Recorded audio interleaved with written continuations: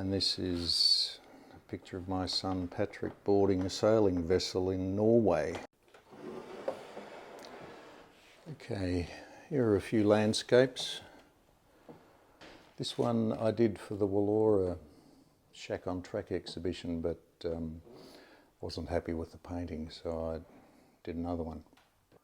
I'd always been able to draw well at school. It seemed like an innate talent. Drafting was never an issue, so it was just learning the technique, the challenging technique of watercolour. A good friend was painting watercolours and I looked at what she was doing and I thought, I reckon I could do that. The first big trip I had was painting in Italy, a month-long tour on the island of Sicily. A group of 12 artists with 3 tour leaders. Fabulous, fabulous experience. All of it plein air painting at the mercy of the elements and the Sicilian locals. What I love about plein air painting is that you are forced by circumstance to work quickly, and watercolour lends itself to that very much. You're at the mercy of the light, so if you've got a bright sunny day you have beautiful shadows.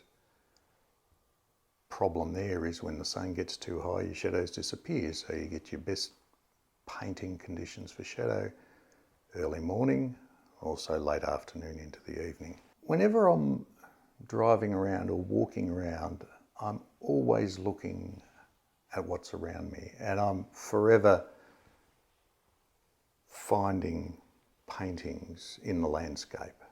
It used to drive Maxine nuts. We'd be driving the car and I'd just pull over and say, I have to take some photographs of this for reference. There's a painting there, there's a painting there. In my early years, I was quite fanatical about the drawing that I'd done before I painted, and I had to have it perfect in my own mind, so I would spend so long on the drawing I often wouldn't have time to paint. And I've really pared that back now, and I'll just put a few dots to get the actual proportions right, a couple of lines, depending on the subject of course, but if you're doing buildings and streetscapes you do need a fair bit of that stuff in, much more than just straight landscape.